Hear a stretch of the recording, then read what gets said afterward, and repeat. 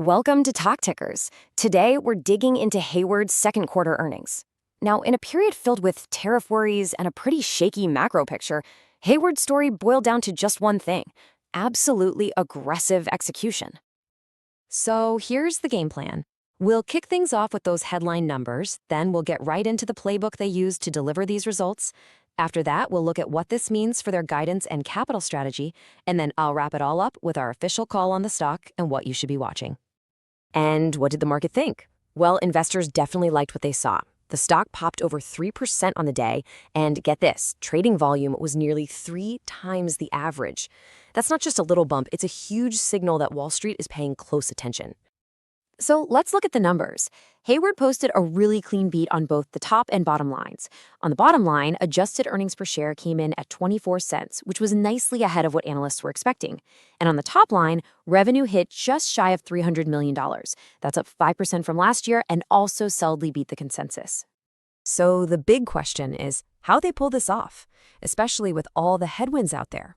Well, it really came down to a masterclass in managing tariffs and just surgically protecting their profit margins. And the real story, the star of the show, is this number: a record 52.7% gross margin.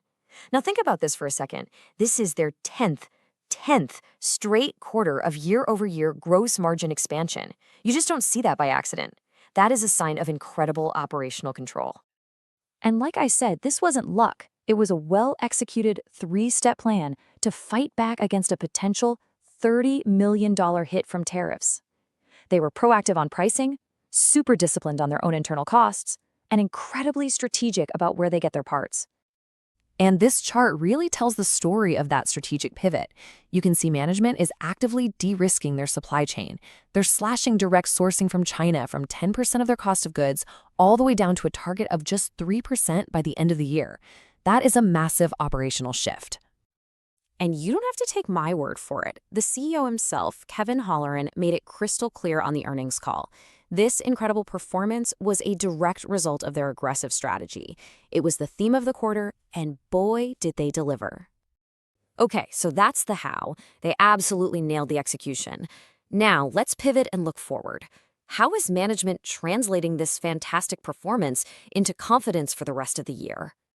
Well, they tightened up their full-year sales guidance, and the key thing to notice here is they raised the low end of the range. Now, in Wall Street speak, that's a pretty clear signal of confidence. It means they're feeling really good about how the back half of the year is shaping up. But check this out, because there's a really smart trade-off happening under the hood. When some tariffs actually got reduced, management decided to cancel a planned price hike. So yeah, that means a little less revenue per item, but in exchange, they're now forecasting much stronger sales volume. They basically chose to drive more business instead of pushing price. That's a power move. And a lot of that confidence comes from the rock-solid nature of their business. A whopping 85% of their sales comes from the aftermarket. We're talking repairs, maintenance, the stuff that pool owners have to buy no matter what interest rates are doing. It's a fantastic, steady business that helps offset the weakness we're seeing in new pool construction. And if that wasn't enough, just look at the balance sheet. Net leverage is now down to just 2.1 times. That's its lowest level in over 3 years. What does that really mean? It means they have a ton of financial firepower and flexibility to make moves. All right, so you've got a rock-solid balance sheet. Cash is flowing. The obvious question is, what are they going to do with all that capital? How are they putting it to work for shareholders? Well, management gave us a very, very clear answer. The board just authorized a brand new $450 million share repurchase program. That's a huge commitment to returning value directly to investors over the next 3 years. And this buyback fits perfectly into their discipline strategy. The priority list is super clear. First, invest in the business. New products, automation, things that drive organic growth. Second, look for smart, small acquisitions. And third, deliver those direct returns to shareholders. It's a classic, effective playbook. And all of this brings us to our final segment, the next call. This is where we put all the pieces together and give you our actionable thesis on where the stock might be headed. So the quarter was fantastic. Execution was top-notch. But what's next, right? What are the key things that you really need to be watching from here on out to get a signal on the stock? So here are the 5 big things to keep on your radar.